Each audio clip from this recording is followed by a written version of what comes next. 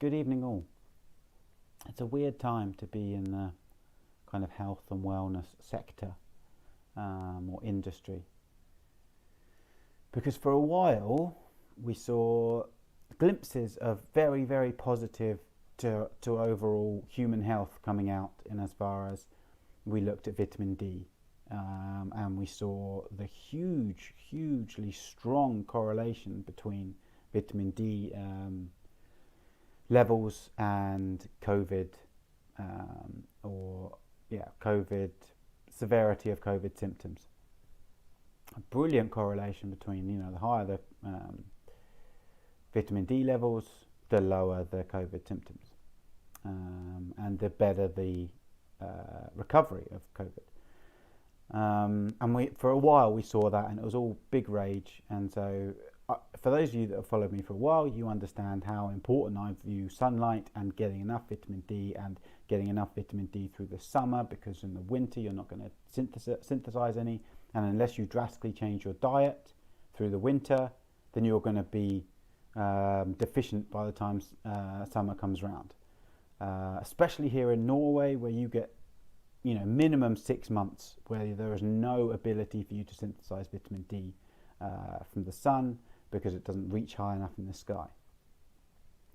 So we had a little while of that, and that was brilliant. People are becoming aware of vitamin D and its importance. Super. That's going to help people not just with COVID, but overall health, because vitamin D is kind of one of those vitamins that's not really even a vitamin. It's just got its fingers in so many pies in your in terms of health, that if you are deficient in vitamin D, then there's no way that you are going to be optimal.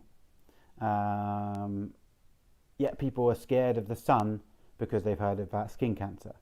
And much like, you might see with some over-the-top hype with certain things now, that is another variation, that we shouldn't be scared of the sun. We should be sensible with the sun, yes, but we shouldn't be scared of the sun. Absolutely not. If we should have been scared of the sun, why is there a mechanism in our body that is only activated via sunlight? It makes no sense. So we saw that, but now we've come back, we've gone almost full circle again, where we are expecting someone else to do something for us. We are expecting this vaccine, so then everything will go back to normal. And I believe it's an opportunity for us all to do things for ourselves as well. Like some of us, if we're in that vulnerable group, then fair enough. Or you socialise in that vulnerable group, or someone that's increased risk, then fair enough. I completely understand that. Absolutely I do. But at the same time, you can do something for you and those people around you to make them healthier, to make their immune system function better, not boost their immune system, because that's not necessarily what we want to do. As I say, we want to make your immune system more efficient, not boost it for a lot of people. Some people with depleted immune system, we want to boost theirs, but not as a blanket thing. This boosting your immune system crap has got to stop. Improving your immune system, improving the efficiency of your immune system, absolutely, but not boosting it as a blanket statement, because that can just lead to further problems. So we can do things. So we can supplement with vitamin D throughout winter. We can sort out our sleep patterns. We can sort out our light. And one of the things that's brilliant about being in the health and wellness, if you care about health and wellness, you're not just in it because it seems like an easy job to do, is that you are, for example, I get a lot of updates on research papers that are just published on specific areas. So one of them being, as my light therapy business, one of them is photobiomodulation. And pretty much every week at the moment, I see research papers being published that are with regard to photobiomodulation and immune system function, and how specific photobiomodulation wavelengths and intensities can help change and can help alter, can help modulate your immune function via many different pathways. It's not just a singular pathway that this seems to occur, it's via many different pathways. And this just goes to show like another aspect of how important light is. Because this isn't just some artificial wavelength of light that is being shone onto these people that are then having good recovery things from COVID. These are natural wavelengths of light. Admittedly, they are harnessed and they are shone onto people, like if it's anecdotal evidence of 1 or 2 or 3 patients, but there's also in vitro studies, there's also other studies. But it just highlights the importance of light getting on our skin. And when we spend all day indoors and then we're told to stay indoors, we are depriving ourselves of those wavelengths of light.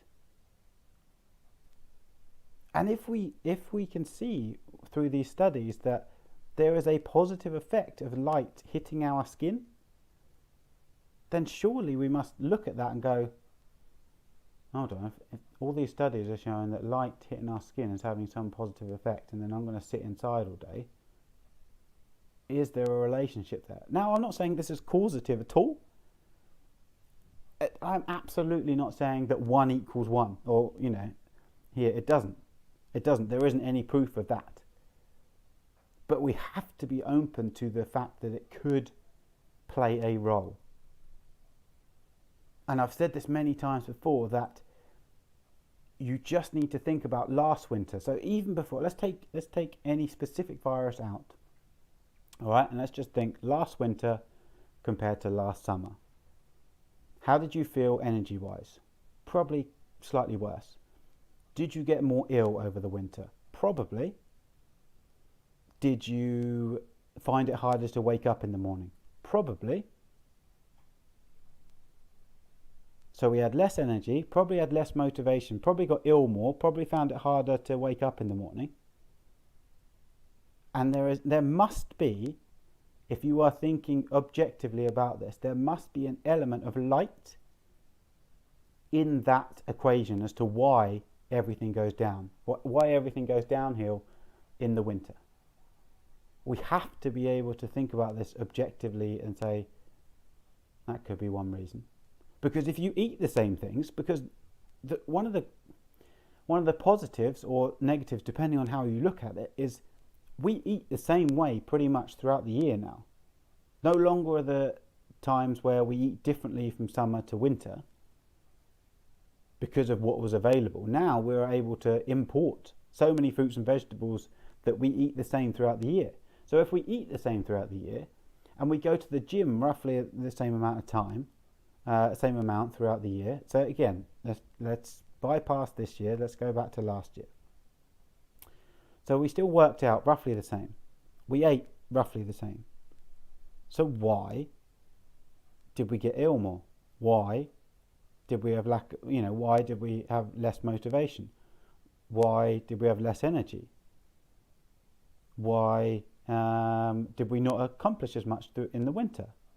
And then, so if we ate the same and we worked out the same, we had roughly the same lifestyle, the major difference would be the light that is impacting, the light that is able to get onto your skin and on your face. If that's the only difference, apart from the temperature outside, and what does the temperature do? The temperature causes you to cover more of your skin. I saw 2 people today that had zero skin exposed to the sunlight. It was a beautiful morning. Zero skin exposed to the sunlight and sunglasses on because the sun is fairly low and it goes in your eyes. And you have to think objectively about this. If other things remain the same, then whatever changes must have a role. Not saying it must be the cause, but it must have a role.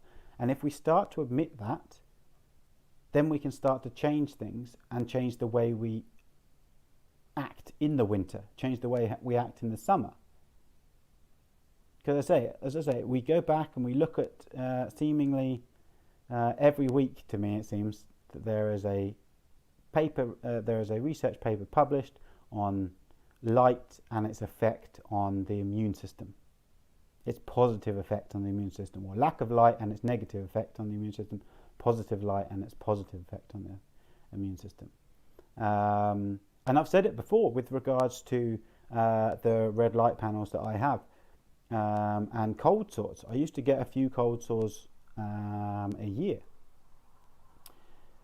Now I get none. I got one. I had one this year, and that's the first one I've had in 2 years or something like that. And that's just one element of. We know that when our immune system is dropping, that's when when you're immunocompromised.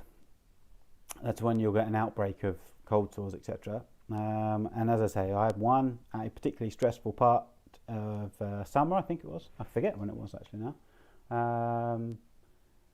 But I haven't, and that's the first one in 2.5 years since I've been using red light therapy. Now, am I saying that that is the cause? Again, no, I'm not saying that that is the cause. The red light absolutely is the 100% cause of me not getting. But it must be a factor. The same with the aches and pains. No aches and pains.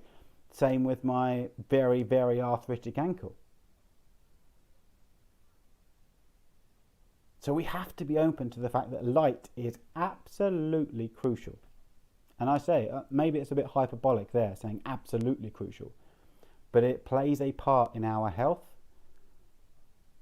And so specifically at times like these, when we're going into deepest winter, we need to be open to putting in place certain things which will have a positive effect. And the research suggests that light will have a very, very positive effect on your life if you get the right kinds of light at the right time. Vitamin D will have a very positive effect if you get the right amount at the right time. Now, as I said, we can't get it from the sunlight. Does that mean we don't go out in the sun? No, it doesn't. We still go out in the sun. We still go try and see the sunrise. We still try and see the sunset. And then in the evening, we don't live under artificial lights that are white, bright, and like noon. Okay? We have to be smart with our lighting to allow our body to stay on a normal kind of circadian rhythm that is healthy and allows your body to repair and recover overnight when you sleep, and then allows you to wake up feeling energetic, motivated. And then, because we are outside, or because we've got more layers on now and we haven't got much skin exposed to the sunlight, supplement with good wavelengths of light that have been shown to improve mitochondrial function. Those are the reds and the infrareds, or specific reds and infrareds. Because we can do that now. The science shows that we can literally give yourself a burst of specific wavelength light which improves your mitochondrial function. And if you improve your mitochondrial function, you improve your energy output, you improve your immune system, you improve your overall health, your vitality, even your mental health. So I've waffled on long enough, but there you have it. Be open to things that you might not have already thought about, and see what you can do